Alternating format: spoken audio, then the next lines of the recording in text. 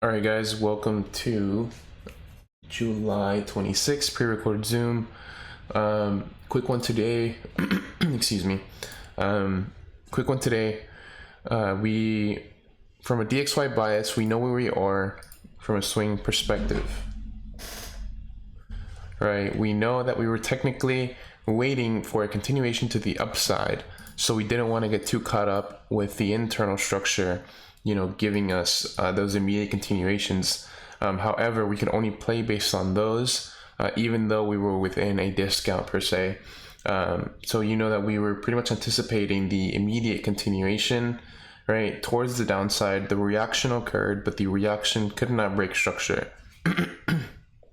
Because we were not able to break structure, you can see that there's an internal liquidity grab here, which signals internal potential unwillingness. It's not fully unwillingness until we take full structure out, but it's just a sign as to why we could potentially move towards the much more higher pricing.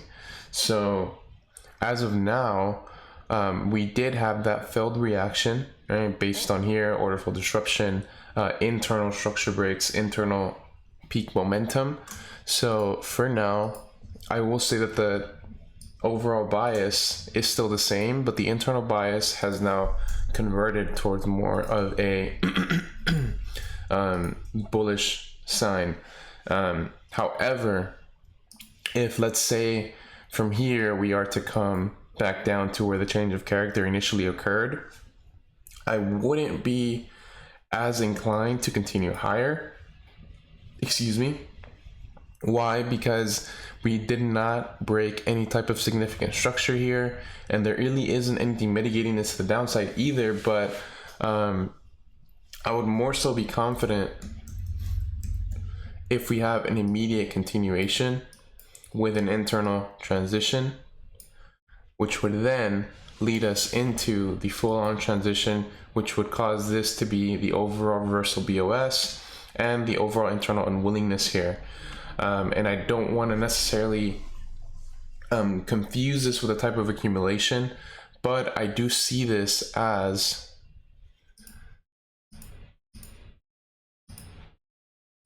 a range, right, where we come from one direction, we're showing signs of continuation, and then a reversal. So if we are to see these conversions here, then we are to potentially see much higher pricing. And if that transition fully occurs, then we know where we're aiming from a swing perspective, right, at least for the very short medium term.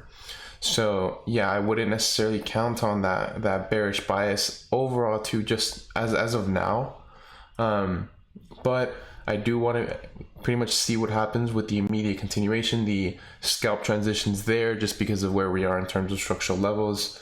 And yeah, pretty much you go based off that. Correlating that into EURUSD, it looks a lot more clear in my opinion. We don't see too much of structured order flow to the upside. As you can see, efficient pricing, efficient,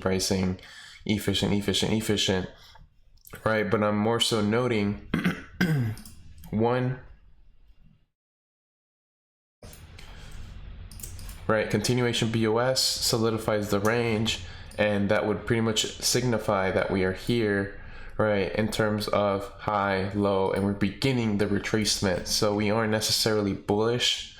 And as of now, right, after that continuation BOS, we had a whiplash, but then another continuation BOS. So that's already giving me signs that we aren't necessarily too keen with going towards the upside. However, I did say because of the mitigation in play, we are still technically considered bullish, but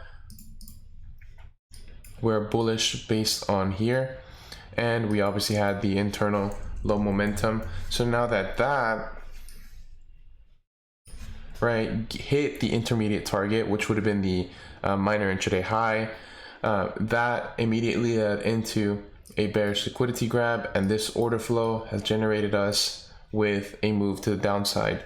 So this is now to me showing us the hand of the continuation from base off here.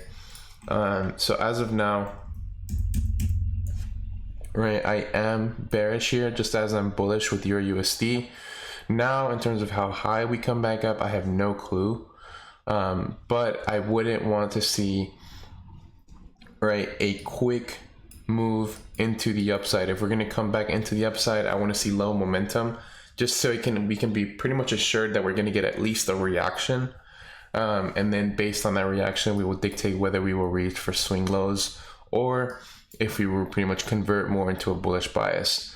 But as of now, right, I kind of am more so favoring that bearish bias, and let's just see how far this retracement is going to go from here. But this could all definitely change if our swing low or our major intraday low is taken there. As for AUDUSD, we were anticipating a potential continuation to the downside, but unlike EURUSD, this one actually looks a little bit bullish. And the reason why I say that is because we had the failed reaction there, the structural disruption there. So let me actually clean this up for you guys.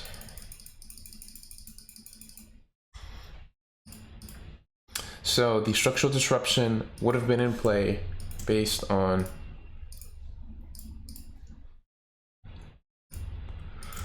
that. But we also have to acknowledge that there's an internal transition here. But before we get to that, we know that the bullish order flow is currently in play. Right? There is high momentum coming into here, which is also why I'm kind of also leaning towards the bearish bias. And by that, I only mean from the internal side, but that would be incongruent with our swing bias, which is still to the downside. So we see, right, the H1 mitigation, and we see the internal move in here, very efficient pricing, a lot of wicks, not necessarily anything strong shown here, but we are seeing, right, from the intraday stance, we are seeing,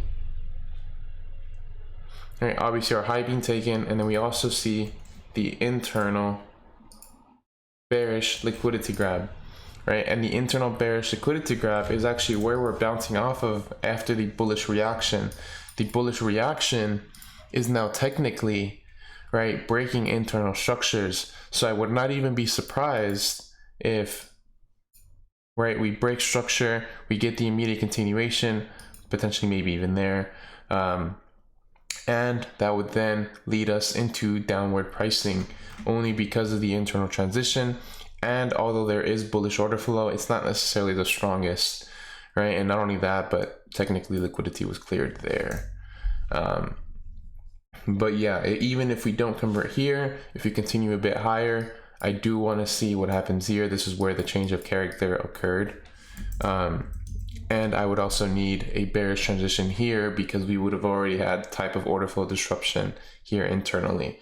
So I definitely want to see what happens, right, in these two relative areas of interest, but I am more so favoring that downside, which would be, you know, in alignment with DXY and our EU bias. But with that being said, I will see you guys on Friday.